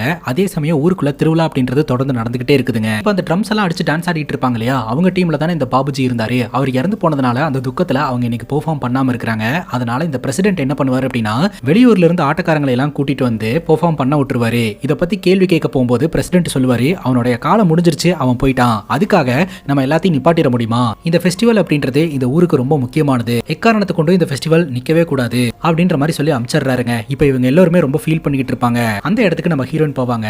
சோ எங்க டீம்ல பாபுஜி தான் வந்து எல்லாத்தையும் ஆர்கனைஸ் பண்ணிட்டு இருப்பான், எங்களுக்கு சப்போர்ட் பண்ணுவான். இப்போ எங்க டீம்ல அவன் இறந்து போயிட்டான், அவன் எப்படி இறந்து போனானே தெரியல, அது மட்டும் இல்லாம இனி எங்களுக்கு யார் சப்போர்ட் பண்ணுவா அப்படின்ட்டு எல்லாருமே அழுகுறாங்க. அப்பதான் பாபுஜியோட ஃப்ரெண்ட் ஒருத்தன் நம்ம ஹீரோனை தனிப்பட்ட முறையில சந்திச்சு, ஆரம்பத்துல இருந்தே பாபுஜியை நீங்க தப்பா தான் பாத்துட்டு இருக்கீங்க, உண்மையை சொல்லணும்னா பாபுஜி அந்த மாதிரி பையன்லாம் கிடையாது. இந்த பாபுஜிக்கு சந்திரிகா மேல இஷ்டம் இருந்தது, அவன் ஒன் சைடா லவ் பண்ணிக்கிட்டு இருந்தான், சந்திரிகாவுடைய ஒரு மூவியும் அவன் ரசிச்சுக்கிட்டு இருந்தான், ப்ரொபோஸ் பண்ணா, ஆனா சந்திரிகா அக்செப்ட் பண்ண கிடையாது, அவன் அதனால தள்ளி இருந்து ரசிச்சுக்கிட்டு தான் இருந்தான். அன்னைக்கு டான்ஸ் ஆடிக்கிட்டு இருக்கும்போது நான் தான் வேணுனே சந்திரிகா மேல தள்ளி விட்டுட்டேன், அவங்களுக்குள்ள ஒரு கெமிஸ்ட்ரி ஒர்க் அவுட் ஆகட்டும் அப்படின்னு சொல்லிட்டு. ஆனா அது அவ்வளவு பெரிய பிரச்சனை ஆகும் அப்படின்னு நினைச்சு கூட பார்க்கல. அந்த பிரச்சனையில சந்திரிகா அவனை அரைஞ்சிட்டு அந்த இடத்த விட்டு போயிட்டா. அப்ப கூட இந்த பாபுஜி சந்திரிகாவை பத்தி தான் நினைச்சுக்கிட்டு இருந்தா. எல்லாரும் முன்னாடியுமே வந்து அவளை எல்லாருமே பேசும்போது அவளுக்கு ரொம்ப கஷ்டமா இருந்திருக்கும், பாவம் அப்படின்னு சொல்லிட்டு. பட் சந்திரிகா கிட்ட அவன் ப்ரோட்ரைட் ஆகும்போதெல்லாம் ஒரு மாதிரி வில்ல மாதிரி ப்ரோட்ரைட் ஆயிட்டான் அப்படின்னு சொல்லிட்டு ஃப்ரெண்ட் அழுகுறாருங்க. இப்போ நம்ம ஹீரோயின் பாத்தீங்கன்னா இந்த ஊர் பிரசிடென்ட்டை கவனிக்கிறாங்க. இங்க நடக்கிற சம்பவத்தை பத்தி எல்லாம் இந்த ஊர் பிரசிடென்ட் என்ன நினைக்கிறாருன்றதை தெரிஞ்சுக்கணும்னு நினைக்கிறாங்க. நேரா பிரசிடென்ட் கிட்ட போயிட்டு, சார் உங்ககிட்ட கொஞ்சம் தனியா பேசணும் அப்படின்னு சொல்ல, இந்த பிரசிடென்ட்டும் ஆப்போசிட்ல ஒரு சேர் போட்டு கொடுத்து உட்காருமா சொல்லு அப்படின்ற மாதிரி சொல்ல, இந்த ஊருக்குள்ள அடுத்தடுத்து பெண்கள் காணாம போயிட்டு இருக்காங்க. உங்களுக்கு யாராவது மேல டவுட் இருக்கா அப்படின்னு கேட்கும்போது, இந்த ஊர்க்காரங்க எல்லாம் எங்க ஆளுங்க, நான் யாருன்னு போய் சந்தேகப்படுறது அப்படின்னு கேட்கும்போது, உங்க ஆளுங்க தானே காணாம போயிருக்காங்க, அப்ப உங்களுக்கு யார் மேலயுமே டவுட் வரலையா அப்படின்னு கேட்க, பிரசிடென்ட் யார் மேலயுமே சந்தேகப்பட மாட்டேன்றாருங்க. அது மட்டும் இல்லாம இந்த ஃபெஸ்டிவலை ஆர்கனைஸ் பண்ணி நல்ல பேர் வாங்குறீங்கல்ல, அதே சமயம் இந்த ஊர்க்காரங்க அடுத்தடுத்து காணாம போயிட்டு இருக்காங்க, அதை பத்தி நீங்க ஏன் கவலையே பட மாட்டேன்றீங்க அப்படின்ற மாதிரி இவங்க கேள்வி கேட்கறாங்க. பிரசிடென்ட் உடனே நம்ம ஹீரோயின் பக்கமே இந்த பிரச்சனையை திருப்பி விடுறாருங்க. அதை கண்டுபிடிக்கிறதுக்கு தான் நீங்க இருக்கீங்களே, போலீஸ் நீங்க எதுக்கு இருக்கீங்க அப்படின்னு அவரு திருப்பி கேள்வி கேட்கிறாரு.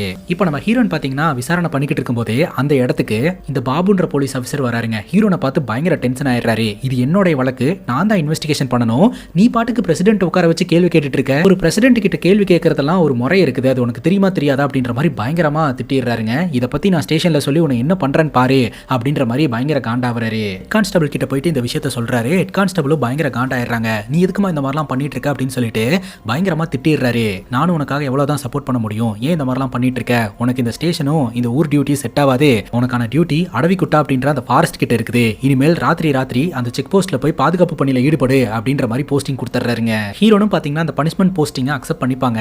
கையில லாந்தர் விளக்கு எடுத்துக்கிட்டு அந்த அடவிக்குட்டா அப்படின்ற அந்த ஃபாரஸ்ட்டுக்கு போற வழியிலேயே பாத்தீங்கன்னா செக் போஸ்ட் வச்சு அடைச்சிருப்பாங்க, அதை தாண்டி யாருமே போக கூடாதுன்ட்டு. அந்த இடத்துல போய் நின்னுக்கிட்டு இருப்பாங்க. அப்ப யாரோ ஒருத்தங்க பின்னாடி வந்து டச் பண்ண மாதிரி இருக்கும். யாருன்னு பார்த்தா இந்த ஹெட் கான்ஸ்டபிள் தாங்க. சோ என்னதான் இருந்தாலும் இந்த பொண்ணை தனியா ஓடுறது அவ்வளவு நல்லா இருக்காதுன்னு சொல்லிட்டு நான் இங்க வந்து தூங்கிக்கிறேன் அப்படின்ற மாதிரி சொல்லிட்டு இங்க வந்து படுத்து பாருங்க, காரணத்தை கொண்டு என்னை எழுப்பாத அப்படின்ற மாதிரி சொல்லிடுவாரு. அப்படியே ராத்திரி ஆக ஆரம்பிக்குதுங்க. இருட்டு இன்னும் நீண்டுகிட்டே போயிட்டு இருக்குது. திடீர்னு அந்த காட்டுக்குள்ள அமானுஷமான சத்தம் கேட்க ஆரம்பிக்குது. என்னன்னு ஹீரோயின் டார்ச் அடிச்சு பார்த்தா இவங்க டிவிஎஸ் 50ல வந்து விழுந்தாங்க இல்லையா, சோ அந்த மாதிரியான ஒரு விஷுவல் ஹீரோயினோட கண்களுக்கு தெரிய ஆரம்பிக்குது. உடனடியா சந்திரிகாவை காப்பாத்தணும் அப்படின்னு உணர்ச்சி வசப்பட்டு அந்த செக் போஸ்ட் ஓபன் பண்ணிட்டு உள்ள ஓடிடுவாங்க. கொஞ்ச நேரத்திலே இந்த ஹெட் கான்ஸ்டபிள் கண் முழிச்சிருவாரு. ஹீரோனை பார்த்தா அந்த இடத்துல ஹீரோன் இருக்க மாட்டாங்க. எங்க போனா அப்படின்னு சொல்லிட்டு பார்த்தா ஹீரோன் செக் போஸ்ட் ஓபன் பண்ணிட்டு அந்த காட்டுக்குள்ள போய் நின்னுகிட்டு இருப்பாங்க. அங்க என்னமா பண்ணிட்டு இருக்க அப்படின்னு சொல்லி அடிச்சு புடிச்சு இவர் ஓடி வருவாருங்க. ஹீரோன் அப்படியே ஒரு மாதிரி விசித்திரமா வானத்தை பார்த்துட்டு நின்னுட்டு இருப்பாங்க. ஏமா இங்க வரது ஆபத்துமா, உடனடியா நம்ம போயிடலாம் வாமா அப்படின்ற மாதிரி கூப்பிட ஹீரோன் அசையாம நின்னுகிட்டு இருப்பாங்க. அதுவும் குறிப்பா மேல பார்த்துக்கிட்டே இருப்பாங்க. ஏன் இவங்க இப்படி மேல பார்த்துட்டே இருக்காங்க அப்படின்னு சொல்லிட்டு இந்த ஹெட் கான்ஸ்டபிளும் அப்படியே தலையை தூக்கி மேல பார்த்தா அப்படியே ஏகப்பட்ட காக்காங்க இவங்களை சுத்தி வட்டம் முடிச்சுக்கிட்டு இருக்குங்க. அங்க கட் பண்ணா ஹீரோனோட சின்ன வயசுல என்ன நடந்தது அப்படின்றத நம்ம கிட்ட காட்ட ஆரம்பிக்கிறாங்க. சின்ன வயசா இருக்கும் போதே பாத்தீங்கன்னா நம்ம ஹீரோனோட அம்மா இறந்து போயிருவாங்க. அப்ப நம்ம ஹீரோனோட அப்பா சொல்லியிருப்பாரு, இந்த மாதிரி நீ சாப்பாடு வச்சீங்கன்னா காகமா அம்மா வந்து சாப்பிட்டுட்டு போவாங்க அப்படின்னு சொல்லிட்டு. அப்ப இருந்தே நம்ம ஹீரோனுக்கு இந்த காக்காய்க்கு சாப்பாடு வைக்கிற பழக்கம் இருந்திருக்குதுங்க. அப்படியே நாட்கள் நகர ஆரம்பிக்குது. நம்ம ஹீரோனு வளர ஆரம்பிக்கிறாங்க. அந்த டைம்ல நம்ம ஹீரோனோட அப்பா இருக்கிறார் இல்லையா, ரெண்டாவது திருமணம் பண்ணிப்பாங்க. ஒரு நாள் ஹீரோன் வீட்டுல தூங்கிட்டு இருக்கும்போது திடீர்னு எவனோ ஒருத்தன் வந்து ஹீரோனோட காலை டச் பண்ணுவான். யாருன்னு பார்த்து ஹீரோன் பயந்து போயிருவாங்க. வேற யாரும் கிடையாதுங்க, ஹீரோனோட அப்பா ரெண்டாவது திருமணம் பண்ணார் இல்லையா, அவங்களுடைய தம்பி தான். பயங்கரமான குடிகாரன். அவனுக்கு ஹீரோனை கல்யாணம் பண்ணி வச்சிடலாம் அப்படின்னு சொல்லிட்டு அவங்க பிளான் பண்ணிக்கிட்டு இருப்பாங்க. ஆனா அப்பாக்கும் சரி ஹீரோனுக்கும் சரி அதுல உடன்பாடே கிடையாது. நம்ம ஹீரோன் போலீஸ் வேலைக்கு ட்ரை பண்ணிட்டு இருந்திருப்பாங்க. இதனால் வரைக்கும் ஹீரோன் ஹீரோனோட அப்பா பெருசா சப்போர்ட் பண்ணியிருந்திருக்க மாட்டாரு. இதுக்கு மேல நீங்க இருக்கிறது அவ்வளவு நல்லா இருக்காதுமா, நீ அந்த போலீஸ் வேலையில ஜாயின் பண்ணிக்கோ அப்படின்னு சொல்லி அப்பா சப்போர்ட் பண்ணுவாரு. அப்படி நான் ஜாயின் பண்ணிட்டேன்னா எனக்கு வேற எங்காவது போஸ்டிங் போட்டுருவாங்கப்பா, அப்புறம் நீங்க மட்டும் தனியா இருப்பீங்க அப்படின்ற மாதிரி சொல்ல, நான் பாத்துக்கிறேமா, நீ உன்னோட லைஃபை பாரு அப்படின்னு சொல்லி அனுப்பிச்சு வச்சிருந்திருப்பாரு. அப்படிதான் பாத்தீங்கன்னா நம்ம ஹீரோயின் இந்த கிராமத்துக்கு வந்திருப்பாங்க. அங்க கட் பண்ணா பிரசன்ட் சிச்சுவேஷன். நம்ம ஹீரோயினும் இந்த ஹெட் கான்ஸ்டபிளும் பாத்தீங்கன்னா மேல வட்டம் அடிச்சு சுத்திட்டு இருக்கிற காக்காய்களை பார்த்து மிரண்டு போயிருவாங்க. அப்ப ஹெட் கான்ஸ்டபிள் இங்க இருக்கிறது அவ்வளவு சேஃப் இல்லமா, நம்ம போயிடலாம் அப்படின்னு சொல்ல, இல்லங்க நம்ம கொஞ்சம் உள்ள போய் பார்க்கலாம் அப்படின்ற மாதிரி ஹீரோயின் சொல்லுவாங்க. சரின்னு கேட்டு இவங்க ரெண்டு பேருமே அந்த காட்டுக்குள்ள கொஞ்சம் கொஞ்சமா நகர ஆரம்பிப்பாங்க. பார்த்தா அந்த இடத்துல ஏகப்பட்ட காக்கா கூடுங்க கீழே கிடக்குங்க. அதுவும் முட்டைங்களோட இருக்கக்கூடிய காக்கா கூடுங்கெல்லாம் கீழே கிடக்கும். ஹெட் கான்ஸ்டபிள் கேட்பாரு, முட்டைங்களோட இருக்கக்கூடிய காக்கா கூடுங்களை எல்லாம் எதற்காக காக்காங்க இப்படி தள்ளி விட்டுருக்கு அப்படின்ட்டு. அப்பதான் ஹீரோயின் சொல்லுவாங்க, இது காக்காங்களோட வேலை கிடையாது, ஏதோ ஒரு மனிதர்களுடைய வேலை அப்படின்ட்டு. மனிதர்கள் எதற்காக காக்கா கூட கலைக்கணும் அப்படின்ற மாதிரி கேட்க, அப்பதான் நம்ம ஹீரோன் ஒரு விஷயத்த சொல்றாங்க. பேசிக்கா இந்த காக்கா இருக்கு இல்லையா, அது தன்னுடைய கூட கட்டுறதுக்காக சஞ்சீவி வேர்களை எங்கிருந்தோ எடுத்துட்டு வந்து வைக்குமா. அந்த சஞ்சீவி வேர் பாத்தீங்கன்னா அந்த காக்கா கூட்டுல இருக்கிறதன் மூலமா அந்த காக்கா கூடு ரொம்பவே பாதுகாப்பா இருக்குமா. அந்த வேரை ஈஸியா எடுக்கிறதுக்கு ஒரே வழி காக்கா கூடு மட்டும்தான். அதனால அந்த வேருக்கு ஆசைப்படுறவங்க தான் இந்த காக்கா கூட அழிச்சிருக்காங்க அப்படின்னு சொல்ல, சரிமா இந்த வேருக்காக தான் காக்கா கூட அழிச்சாங்க அப்படின்னு நீ சொல்ற, இந்த காக்கா கூட அழிச்சு அந்த வேரை எடுத்து அவங்க என்ன பண்ண போறாங்க அப்படின்னு சொல்லி கேட்க, ஹீரோயின் சொல்றாங்க பிளாக் மேஜிக் அப்படின்ட்டு. சோ யாரோ ஒருத்தங்க பிளாக் மேஜிக் பண்றதுக்காக தான் இதெல்லாம் பண்ணிட்டு இருக்காங்க அப்படின்றத ஹீரோயின் கண்டுபிடிக்கிறாங்க. இதெல்லாம் பண்றது யாரா இருக்கும் அப்படின்னு யோசனை பண்ணிட்டு ஏதாவது க்ளூ கிடைக்குதான்னு தேடும் போது அந்த இடத்துல ஒரு வாட்ச் கிடைக்குங்க. இந்த வாட்சை நான் எங்கேயோ பாத்திருக்கேன்னு யோசிக்கும் போது படத்தோட ஸ்டார்டிங் சீன்ல அந்த திருவிழால ஒரு மைனர் குஞ்சு வந்து முறை பொண்ணை கலாய்ச்சிக்கிட்டு இருப்பானே, அவன் கையில இந்த வாட்ச் இருந்ததை ஹீரோயின் பார்த்திருப்பாங்க. அவனை அரெஸ்ட் பண்ணோம்னா இந்த காட்டுக்குள்ள நடக்கிற மர்மத்துக்கான விடை நமக்கு கிடைக்கும் அப்படின்னு ஹீரோயின் சொல்றாங்க. சோ அவனை பக்காவா பிளான் பண்ணி அரெஸ்டும் பண்றாங்க. கஸ்டடியில வச்சு காணாம போன பொண்ணுங்களை எல்லாம் என்ன பண்ண அப்படின்ற மாதிரி கேட்க, காணாம போன பொண்ணுங்களுக்கும் எனக்கும் எந்த சம்பந்தம் இல்லைன்னு சொல்லிட்டு அழுகுறாரு. அவரை பிடிச்சி அடிச்சு விசாரணை பண்றாங்க. இந்த வாட்சை காட்டுறாங்க. அப்பதான் அவர் இந்த கதையை சொல்ல ஆரம்பிக்கிறாரு. இந்த மைனர் குஞ்சு இருக்கான் இல்லையா, ஒரு பன்னியை வேட்டையாடுறதுக்காக பன்னியை துரத்திக்கிட்டே காட்டுக்குள்ள போயிருந்திருக்கான். அந்த பன்னி பாத்தீங்கன்னா காட்டுக்குள்ள ஒரு இடத்துல காணாம போயிடுச்சு. அதுக்கப்புறம் தான் இந்த மைனர் குஞ்சுக்கே தெரிய வந்திருக்குது, இவன் தப்பி தவறி அடவிக்குட்டா அப்படின்ற அந்த ஃபாரஸ்ட்டுக்குள்ள வந்திருக்கான் அப்படின்னு சொல்லிட்டு. அந்த பன்னியை சேஸ் பண்ணிட்டு போகும்போது தான் இவனுடைய வாட்ச் அந்த காட்டுக்குள்ள விழுந்திருக்குது.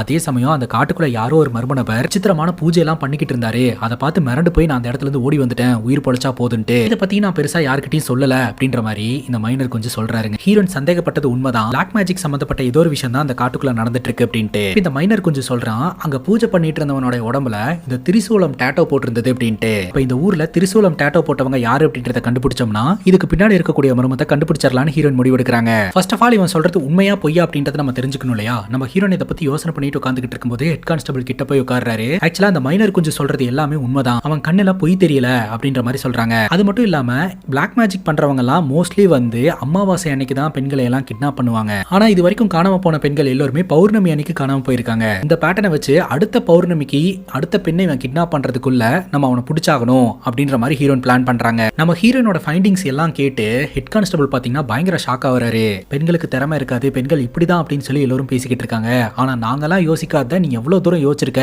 அப்படின்ற மாதிரி அவர் நினைக்கிறாருங்க. பேசிக்கா இந்த கதை பாத்தீங்கன்னா 98 காலகட்டத்தில் நடக்கிற மாதிரி தான் காமிச்சிருப்பாங்க. அந்த டைம்ல கொஞ்சம் மக்களோட மென்டாலிட்டி அப்படிதான் இருந்திருக்கு. இப்போ இந்த ஊர்ல ஒரு பாட்டி தான் டேட்டோ போடுவாங்க அப்படின்ற விஷயத்த ஹீரோயின் தெரிஞ்சுக்கிறாங்க. அந்த பாட்டியை மீட் பண்ணோம்னா இந்த திரிசூலம் டேட்டோ யாருக்கு போட்டு விட்டாங்க அப்படின்றத தெரிய வரும் இல்லையா. அதனால அந்த பாட்டியை பாக்குறதுக்காக போறாங்க. அந்த பாட்டியை விசாரணை பண்ணாலும் பெருசா எந்த ஒரு இன்ஃபர்மேஷனும் கிடைக்கலங்க. அந்த பாட்டி பாத்தீங்கன்னா நான் இது வரைக்கும் திரிசூலம் டேட்டோ யாருக்கும் போட்டு விட்டதே இல்லை அப்படின்ற மாதிரி சொல்லிடுறாங்க. இப்ப ஹீரோனை அந்த பாட்டி வீட்டுக்கு கூட்டு போனார் இல்லையா, அவர் சொல்றாரு எனக்கு தெரிஞ்ச ஒருத்தர் இருக்கிறான், அவன் பேரு ராஜேஷ், அவனோட உடம்புலயும் ஏகப்பட்ட டேட்டோஸ் இருக்கும், அவனோட உடம்புல அந்த டேட்டோ இருக்கான்னு கூட நம்ம பார்க்கலாம் அப்படின்ற மாதிரி சொல்லியிருப்பாரு. அதனால நம்ம ஹீரோயின் பாத்தீங்கன்னா ராஜேஷ் அப்படின்றவரை ஃபாலோ பண்ண ஆரம்பிக்கிறாங்க. அவர் ராத்திரி நேரம் யாருக்கும் தெரியாம ஒரு வீட்டுக்கு போறாருங்க. அங்க இருக்கக்கூடிய ஒரு பொண்ணு கூட ரிலேஷன்ஷிப்ல இருக்கிறதுக்காக. நம்ம ஹீரோனும் பாத்தீங்கன்னா அங்க இருக்கக்கூடிய ஜன்னல் வழியில எட்டி பாத்துறாங்க. அவருடைய முதுகுல வேற ஒரு வித்தியாசமான டேட்டோ தான் கைஸ் இருக்குது. இருந்தாலும் அவங்க ரெண்டு பேரும் ஒன்னா இருக்கிறத ஹீரோயின் பாக்குறாங்கன்னு சொல்லிட்டு அந்த லேடி சத்தம் போட்டுருவாங்க. இந்த விஷயம் எல்லாருக்கும் தெரிஞ்சு போயிருதுங்க. இப்ப ஸ்டேஷன்ல வச்சு நம்ம ஹீரோனை பயங்கரமா திட்டுறாங்க. சும்மாவே ஹீரோனை பயங்கரமா திட்டுவாங்க. இந்த பாபுக்கு சான்ஸ் கிடைச்சிருச்சுங்க, இந்த மாதிரி ஸ்டேஷனோட மானத்தையே வாங்குறா அப்படி இப்படின்னு சொல்லிட்டு. வழக்கம் போல ஹெட் கான்ஸ்டபிள் பாத்தீங்கன்னா ஹீரோன் இங்க இருந்தாங்கன்னா இந்த ஆள் திட்டிக்கிட்டே இருப்பான் அப்படின்னு சொல்லிட்டு, இன்னைக்கு இந்த ஊர் திருவிழாவோட லாஸ்ட் நாள், அதனால எந்த பிரச்சனையுமே வராம போய் ஜாக்கிரதையா பாத்துக்குமா கிளம்பு அப்படின்ற மாதிரி சொல்ல,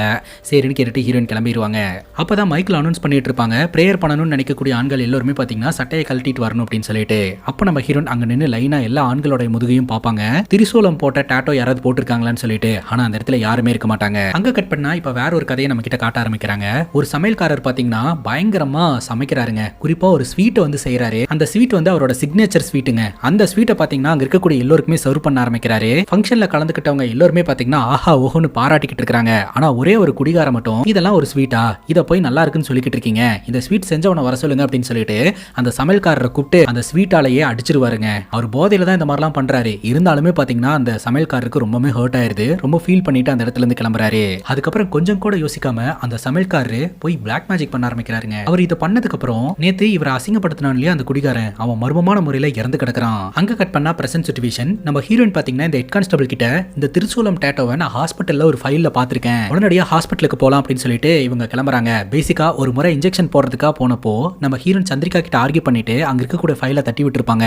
சோ அதுல ஒரு போட்டோ இருந்திருக்குங்க. அந்த போட்டோல இருந்த நபர் வந்து திரிசூலம் டேட்டோ போட்டிருந்திருப்பாரு. டாக்டருக்கு ஏதாவது இன்ஃபர்மேஷன் தெரியுமா அப்படின்னு கேட்கலான்ட்டு அங்க போவாங்க. ஆனா அந்த டாக்டர் வெளியூர் போயிட்டதா சொல்லுவாங்க. இப்போ அந்த டாக்டர் இருக்கிற இடத்துக்கே போய் விசாரிச்சுட்டு வரலாம் அப்படின்னு ஹீரோயின் முடிவெடுக்கிறாங்க. ஆனா ஆன் டியூட்டில இருந்து போக முடியாது இல்லையா. இந்த ஸ்டேஷன்ல ஹெட் கான்ஸ்டபிள் மட்டும் தான் ஹீரோனுக்கு சப்போர்ட். அதனால இவங்க ஒரு பிளான் பண்றாங்க. ஊர்ல இருந்து லெட்டர் வர மாதிரியும் இவங்க எமர்ஜென்சி லீவ் கேட்டுட்டு ஊருக்கு போற மாதிரியும் திட்டம் போட்டு நம்ம ஹீரோயின் பாத்தீங்கன்னா லீவ் எடுத்துட்டு அந்த டாக்டரை பாக்குறதுக்காக போறாங்க. இப்போ அந்த டாக்டரை மீட் பண்ணவும் செய்யறாங்க. அன்னைக்கு நான் அவங்க ஹாஸ்பிட்டலுக்கு வந்தப்போ ஒரு ப்ளூ கலர் ஃபைல் ஒன்று கீழே விழுந்தது, எனக்கு அந்த ஃபைல் வேணும் அப்படின்ற மாதிரி சொல்ல, இது விக்ரம் சிங்கோட ஃபைலா அப்படின்னு சொல்லி கேட்க, விக்ரம் சிங்கா அப்படின்னு ஹீரோயின் யோசனை பண்றாங்க. உடனே அந்த டாக்டரும் பாத்தீங்கன்னா அந்த ஃபைலை கொண்டாந்து கொடுக்குறாருங்க. அந்த ஃபைல்ல ஹீரோயின் எதிர்பார்த்த மாதிரி போட்டோ இருக்கு. இவர் எங்க இருக்கிறாரு அப்படின்ற மாதிரி கேட்க, அவர் டெல்லியில இருக்கிறதா வந்து சொல்றாங்க.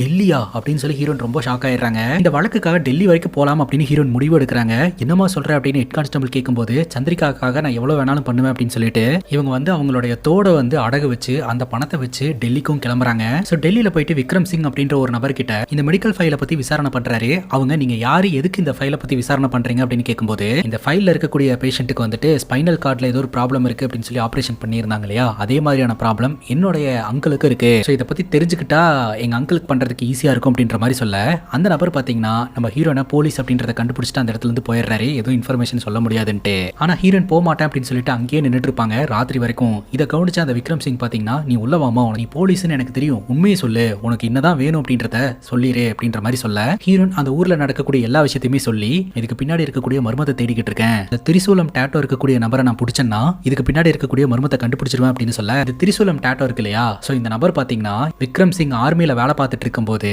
அங்க குக்கா வேலை பார்த்துட்டு இருந்தவரா. அவங்களோட போட்டோஸ் எல்லாம் அங்க இருக்கு அப்படின்ற மாதிரி காட்ட, அதுல அவருடைய போட்டோ மட்டும் இருக்காதுங்க. நான் அவரை பத்தின டீடைல்ஸ் ஏதாவது இருக்கான்னு செக் பண்ணி சொல்றேன்னு சொல்லிட்டு விக்ரம் சிங் போய் செக் பண்ணுவாரு. அப்படி செக் பண்ணி பார்த்துட்டு ஒரு விஷயத்த சொல்லுவாரு. ஆக்சுவலா அந்த குக்கு வந்து நார்த் இந்தியா கிடையாது, சவுத் இந்தியன் தான் அப்படின்னு சொல்லிட்டு.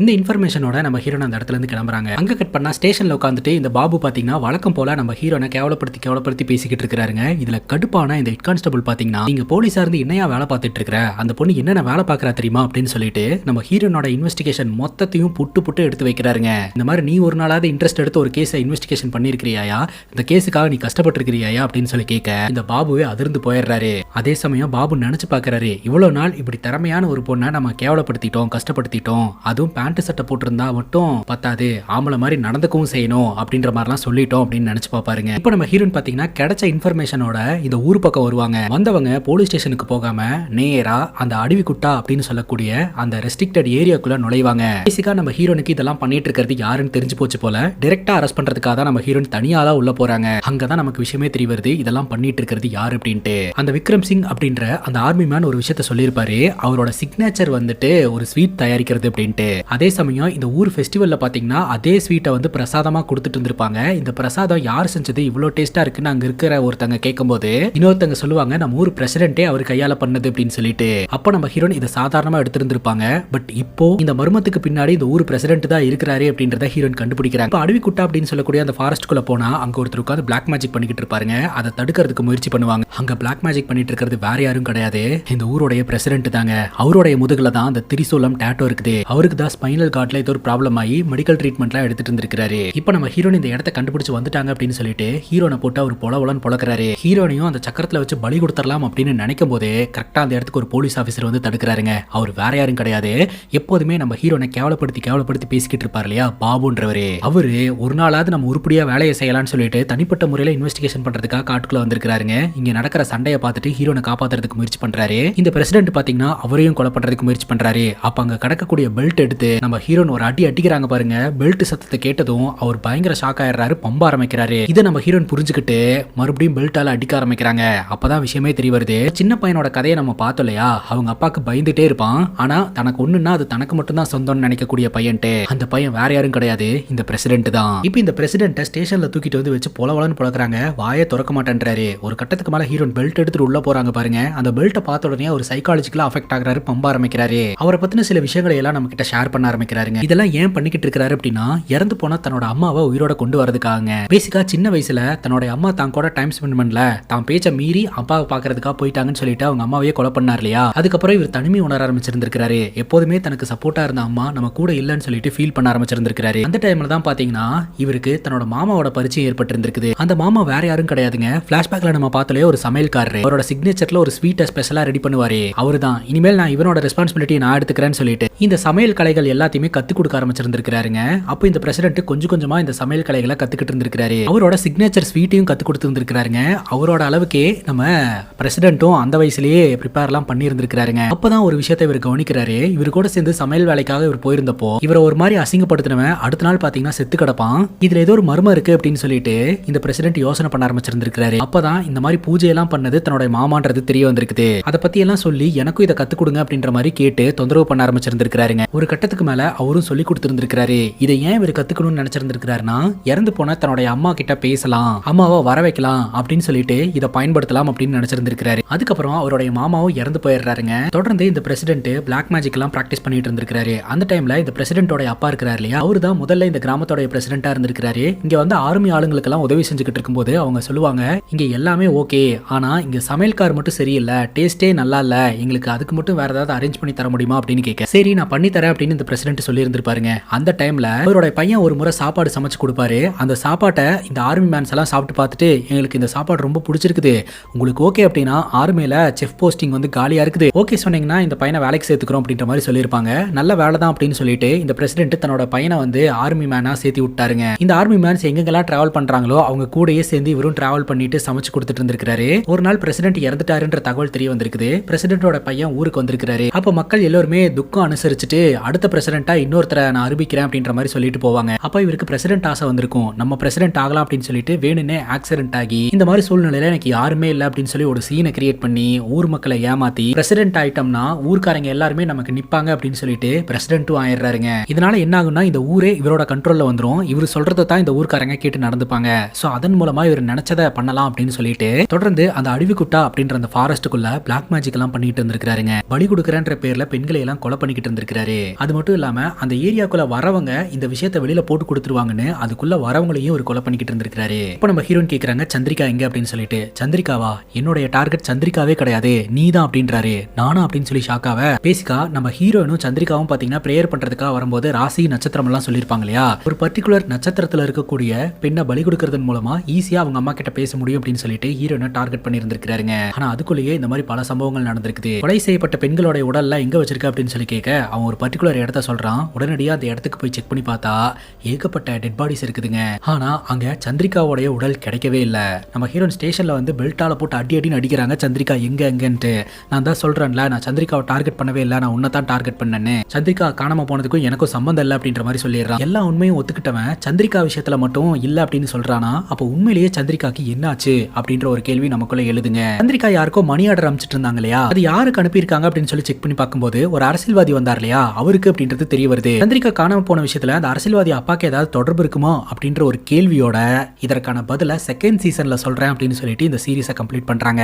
கான்ஸ்டபிள் கணக்கம் அப்படின்ற இந்த வெப் சீரிஸோட செகண்ட் சீசன் வந்துருச்சா என்னன்னு எனக்கு தெரியல. வந்துருந்துச்சு அப்படின்னா கூடி சீக்கிரம் நான் அதையும் எக்ஸ்பிளைன் பண்ணி போடுறேன் கைஸ். இதே மாதிரி வேற எதனா படத்தை பத்தி பேசணும் அப்படின்னு நினைச்சீங்கன்னா கமெண்ட் செக்ஷன்ல சொல்லுங்க. இதே மாதிரி வேற ஒரு நல்ல வீடியோல வந்து சந்திக்கிறேன். Love you guys, take care and shear.